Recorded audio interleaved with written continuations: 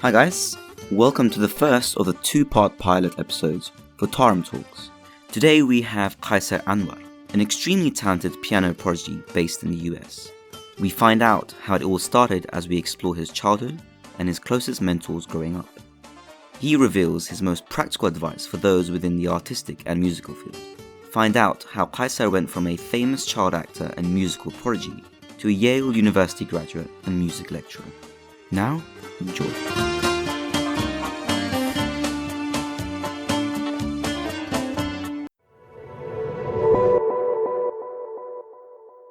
So, can you give an overview of some of the things that you're currently up to? During 1 year, from 2017 till today, I worked enough to save enough money to purchase composing softwares for my computer so that I can actually start composing songs and music that portrays Uyghur melodies and Uyghur poetries. And so recently I've been spending a lot of time listening to old folklore tunes of Uyghur music and implementing that into the electronic world and combining the traditionalism with modernism. Right. The Uyghurs are very good at playing the traditional way of practice, but when they want to go modernize electronic kind of approach, the harmony starts to wobble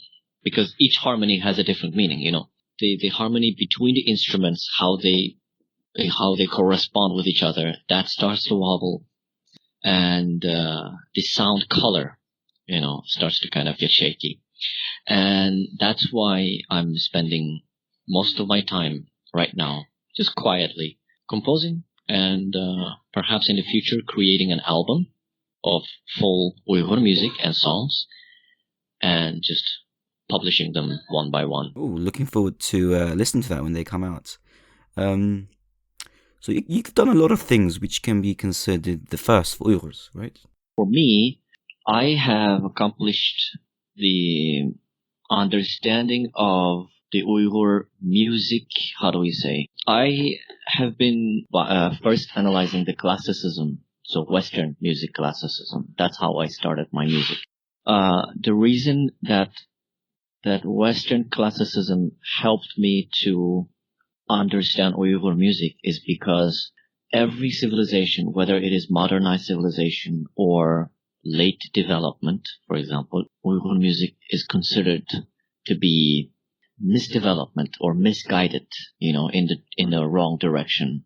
The reason I say that is because if we take Kazakhstan or Uzbekistan, these two countries where Uyghurs have migrated back then, ever since 1930s, 40s, even in 60s, 70s, the Uyghur musicians in Kazakhstan and Uzbekistan compose much differently because the educational system, or in the musical knowledge of speaking, the harmony system or theory system of music is taught in Uzbekistan and Kazakhstan based off of Russian mythology. So the Russian, what they're famous of, if you look at the history, the Russians are famous of singing choir in multi-level polyphonic texture. So they are a very extremely well-found knowledge of harmonizing. But Uyghur music, however, it was developed back in, you could consider Hungary or Afghanistan, Iran, or Central Asia, Europe, there are people that are called Scythian people, all these civilizations and stuff. And later on, because of the Ottoman Empire, our music started to get into the flavor of Turkic music and slowly blend in to the Turkish cultural music style. So for me to understand Uyghur music, I have to understand Roman civilization, Western civilization in general. And I have to understand the medieval time period, Baroque, Renaissance, Classicism, and Romanticism, and nationalism. Those period of times, I should be able to understand them in order to investigate into Uyghur music. So that was the goal that I set for my educational life in the United States. When you say study and know them, are you talking about from a musical sense or is it more from a cultural context? Actually, it's more than that. Musical sense, cultural context, historical context, theoretical context, yes, and practical contexts. So, in terms of musical context, how does it sound? In terms of theoretical contexts, how is it organized in terms of harmony, texture, formality? And then in terms of historical contexts, who are those historical figures, and what country did they live, and how is the history related to each other, and where and how did we evolve through time in our music? And then practical context. Practical context means how should it be performed, you know? So Western civilization, if we take a composer such as Robert Schumann, who is the German composer, how is his music performed? It's completely different from the way I perform Beethoven, and will be the same as if I perform Bach. The performance practice or performance aesthetics is different. Mozart, Beethoven, and Haydn, those three people came from the same area or classical period. There are still differences between those three people. Haydn is the father of classicism, basically. Then came Mozart and Beethoven. So my question was, after I studied these, I questioned myself, how about Uyghur history? How about the history of Uyghur music? Who are the historical figures of Uyghur music? So this idea came to me while I was studying in Yale University, because the Yale University opened my mind up, because we studied so many. So that is what I've been doing. And also the biggest accomplishment that I've made so far is that I have mastered the art of performance practice in piano to my level, so that, and all understanding of harmonic structure. So now the Uyghurs, because the Uyghur musicians don't really understand of Western classicism and how the Western civilization worked, they don't understand the harmonic structure that well, or theory that well, or we could say language of music, because music without harmony is plain, So I was able to imply the harmonic quality of these greatness of the Russian, French, Central Europe, or Western civilization into the Uyghur music, so that even the simplest, plain, simple melody of Uyghur folklore tune could end up being something that you have never heard of, or you've heard it for the very first time, So this is a sort of a new door for me, so that now I'm able to relive the time, basically, for the Uyghur music. I know it seems like I am way too in-depth analyzing the music in some way, but I think that is what it takes to make this music shine more. And that's why in my hometown, people have been, thankfully they've been praising me, and they've been really loving the work that I've done and work that I'm doing so far, and they're asking for more. Right now, I am mostly doing theory and listening and understanding the language of Uyghur music. Then I will actually tackle on piano and arrange of Uyghur music, basically, and possibly be able to perform it on a bigger stage. That is basically my ultimate goal for this field. So in a way, you're introducing Uyghur music in a language that the Western people can understand. Yeah, exactly. Because before presenting it in the original way, for example, if I wanted to introduce Indian music, the raga comes second, but you know what comes first? Bollywood. Because the Bollywood, it gives the basic harmonic or basic melodic material, but in the background you hear electronic system, electronic beats that people would love to jump and dance for. Same thing for Uyghur. If you just bring tambur, tutar, rawap, and dap, and all those, instruments that Western people have a very difficult time understanding it, then it's going to take them a while to be convinced enough to continue to listen to it, you see? So that's why I decided to take the approach it this way instead of the original way. Are you talking about mainstream people or the more sophisticated musical class of people? Actually, I want to start with my own people, Uyghur people first. Because if a culture doesn't receive support from its own culture, nobody else will support it. You know, so that's why I promised myself that I'm not going to stop doing this and providing this to my hometown until I get to the high peak level, to the point where people, and then the outside world will be able to recognize it, because they will see that I am doing something for my culture, and later on I will receive support from the outside world. Now I want to start from the beginning. Can you describe your childhood? My mother told me, because she was telling me a story of me when I was a baby. I was on the bed, about like 2 years old, maybe. It just happens that my father loves music, and he always puts music on his radio. And he put this music that has a really, really precise beats, and I happened to move my leg up and down exactly the same as the beat. So I didn't miss anything. So it was I didn't rush, I didn't slow down. So it was lined up with the beat. So immediately that just showed my father that I had a good rhythmic sense, even though as a child. So my dad I consider my father as my first teacher, because at the age of 4, my father bought me my first electronic keyboard, and that's how I started just playing one by one, and somehow I learned it within 2 or 3 days, and I learned how to play it pretty well by myself, because I didn't have a teacher at that time. And I would put the cassette tape and listen to music, and I would try to imitate what's happening. So I listened to it like once or twice, and I'll come back to the keyboard and I'll play what I heard.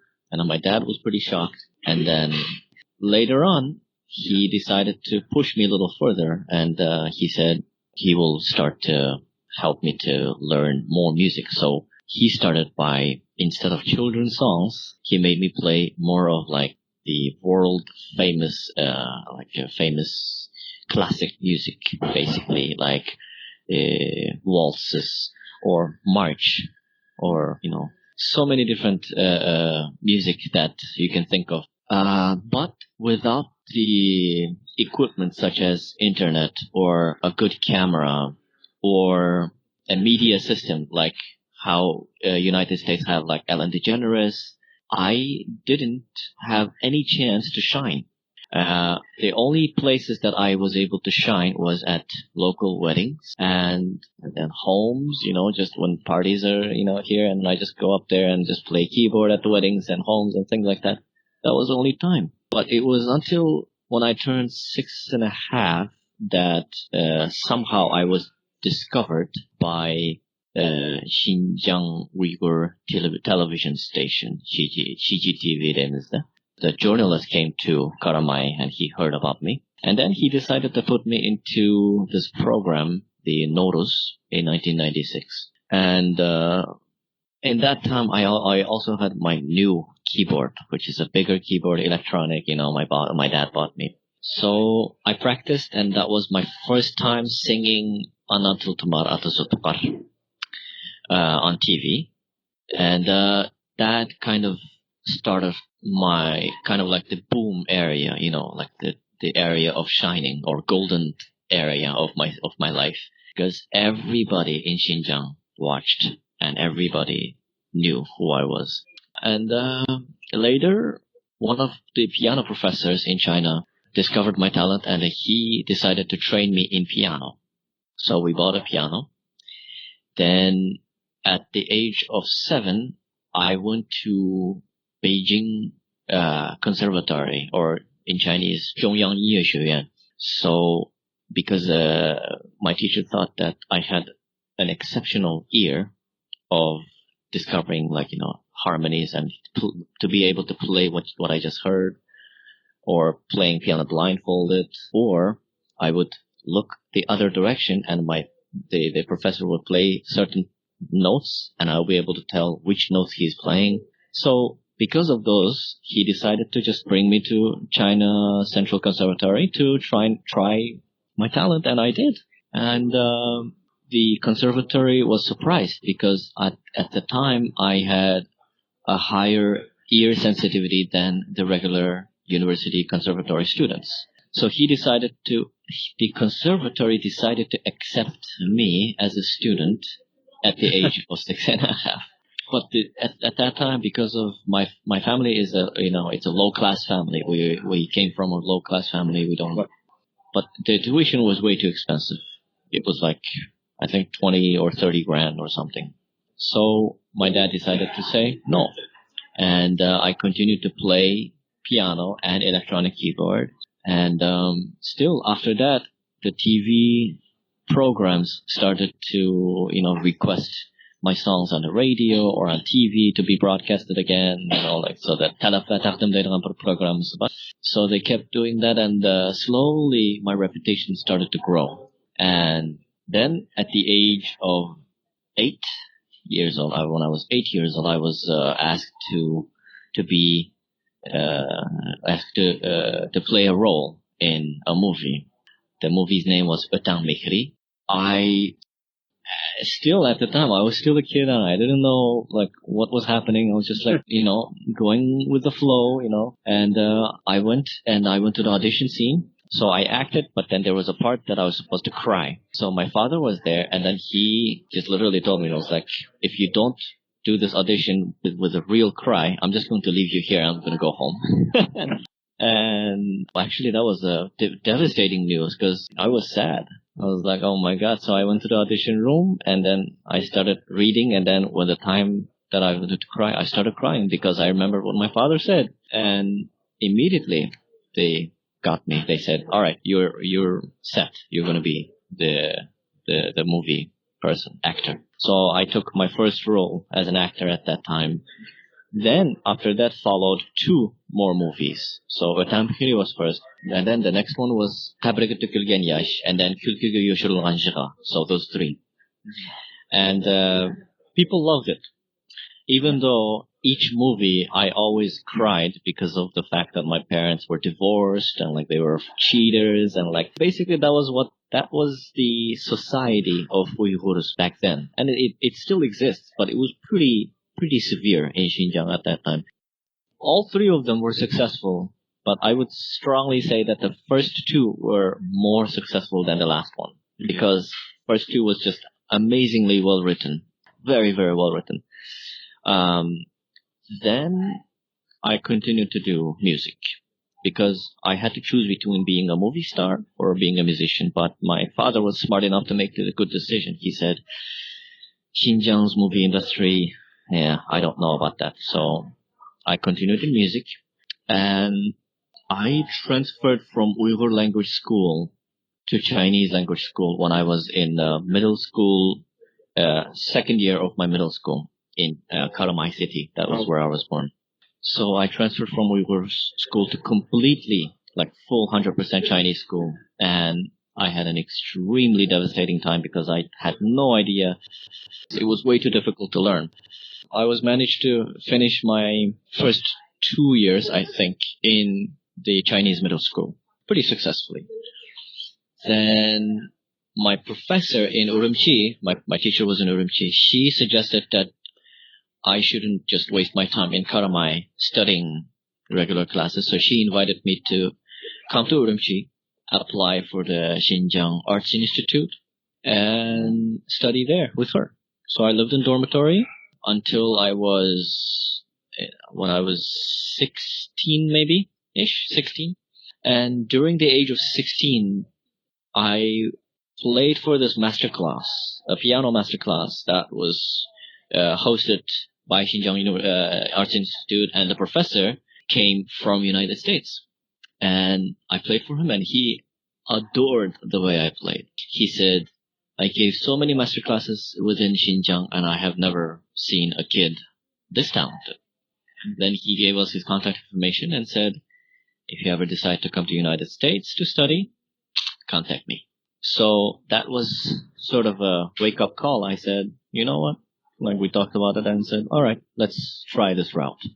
So I tried to, we made an audition DVD, and I applied for my high school in United States. And in 2006, I came for a summer camp, and for about 6 weeks. And in summer camp, I learned a lot.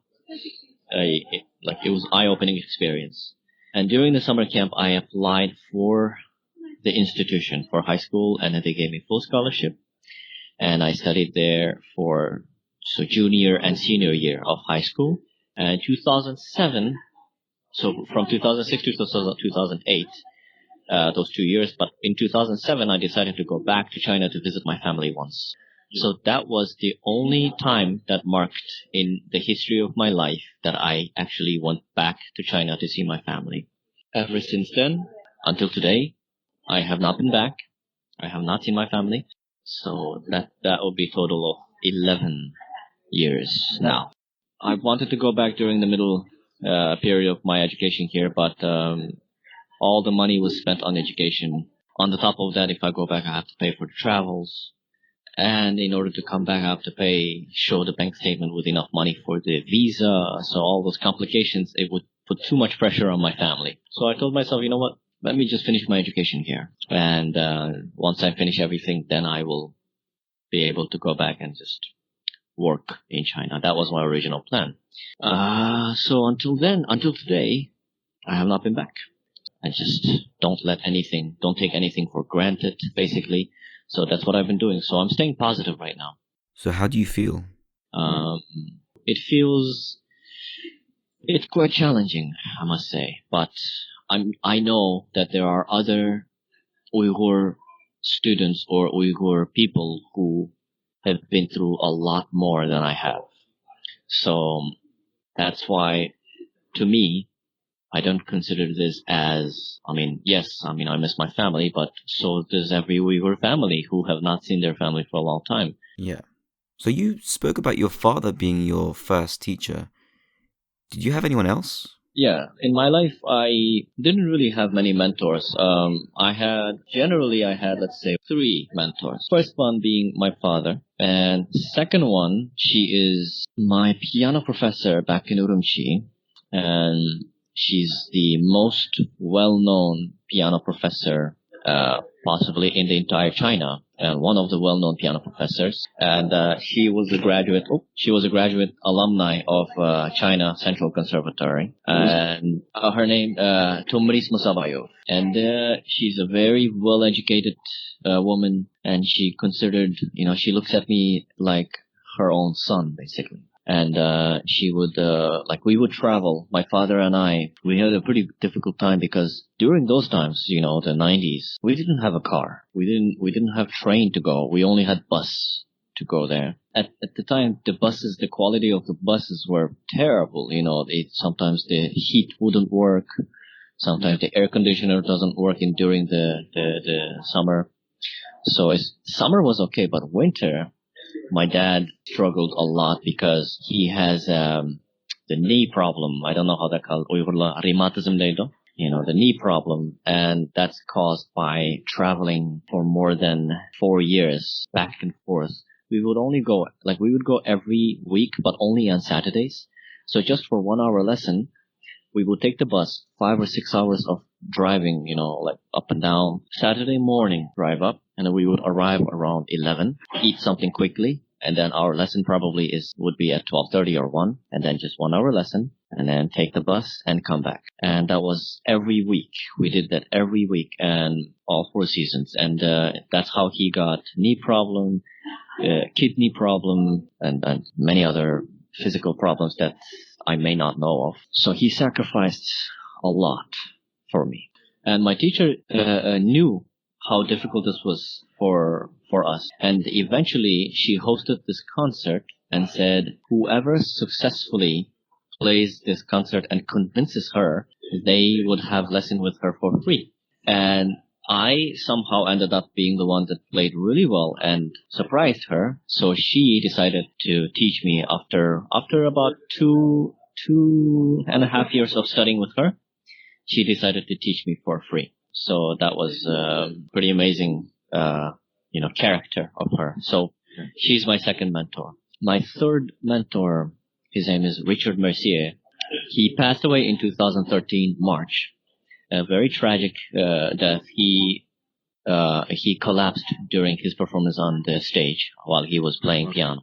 But he was the one that went to Xinjiang, to Urumqi, and met with Tumaris Musabayov and gave the master class and asked me to contact him if I go to the United States. So when I came to the United States, I looked for him, and he hosted dinners, because I didn't have a place to stay. So he had 2-floor houses, so the basement is empty.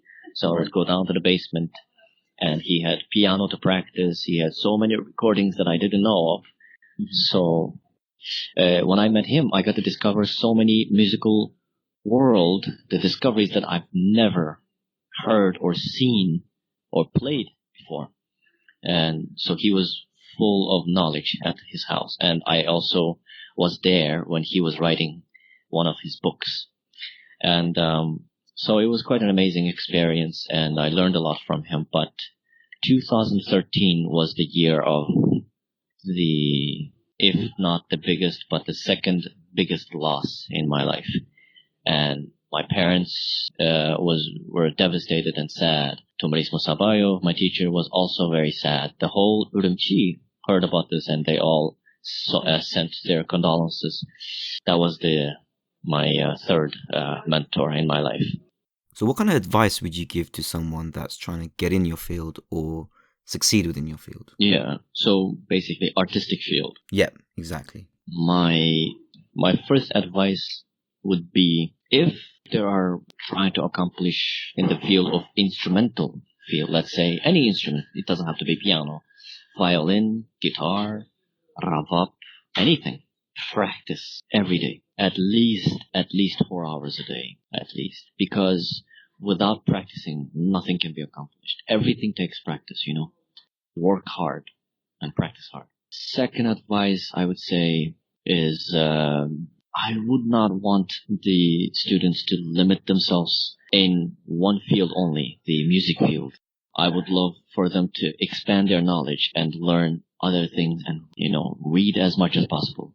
My third advice is, instead of sticking to performing the works of great composers, I think it is more important to create their own invention, which means composing their own inventions, because none of the famous musicians, any name that you can think of, J.S. Bach, Vivaldi, Beethoven, Chopin, Brahms, anybody, they are not famous because of the works that they played by other composers. Right. They are famous because of their own work.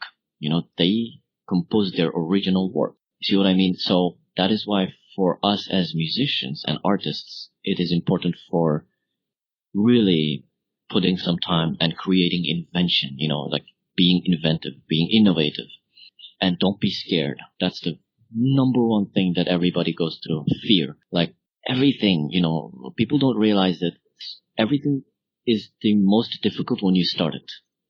When you begin, it's the most difficult, but then once you start it, it slowly finds its own path, own pacing.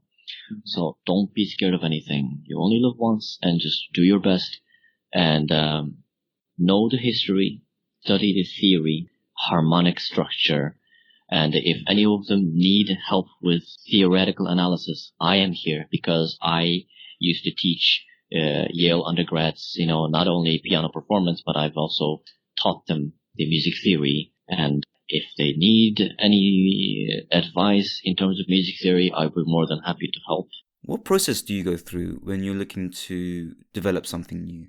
Well, I would like to include first that a tree doesn't grow if it doesn't have roots, right? Mm-hmm. So the root that I'm talking about is understanding the music structure. I go, and then again, here comes the term theory and harmonic analysis and how the music works, how the harmony works. Those are the root, the basis of creating, the foundation of creating a good music. My process of thinking when I compose or when I create my own invention in music is I first decide what flavor I want to give to the listeners. And it depends on my mood. It depends on my emotional, stability sometimes. And at this moment, right now, my focus is Uyghur folklore. Khalq music sitemizde khalq ahanları. That's my focus. And which means when I compose or when I arrange folklore tunes, let's say Atış Khalq Naqshları or Muqam, even the lullaby can be performed in many different ways on piano or orchestra or anything. So I try to imagine, I try to create an imagination of what I want to do in a specific music. And then I put that imagination and exaggerate it and then put it on a paper or put it on a computer or piano or any instrument. The more exaggerated it is, the better, because once it's exaggerated, you can cut it and make it, cleaner and shape it better. But if it's not rich enough, there's nothing to work with. You see what I mean? Yeah. So I'm actually going to do some quick fire questions. So the first one being, if you had a child, what would be one thing you want them to know? What you see is not always what it appears. Because we don't live in an area where the realism, like you go out to the street and you play with other kids. You play with rocks. You play with sticks. You climb on the tree. No, those times have passed. Right now it's all technology, media, news, and like cell phone, all the stuff all over the world, that everything that we are facing is pretty much fake. I don't believe what I see on TV or news station or government and things like that. In terms of worldview, I want them to know that what you see is not always how it appears. Right. Are you passionate about something outside of music?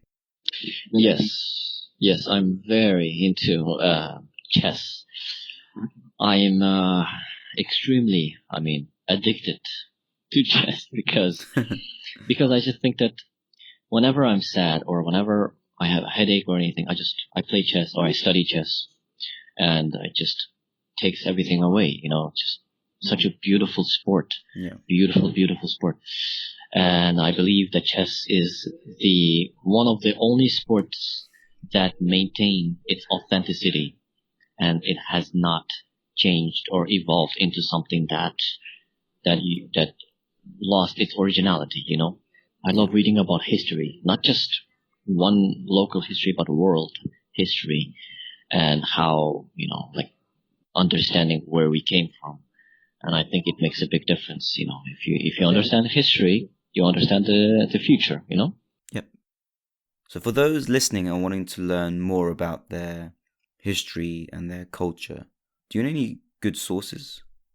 I would say, more specifically speaking, there are many authors that are knowledgeable enough to write about the Uyghur history. Let's say in London, there is a woman named Rachel Harris.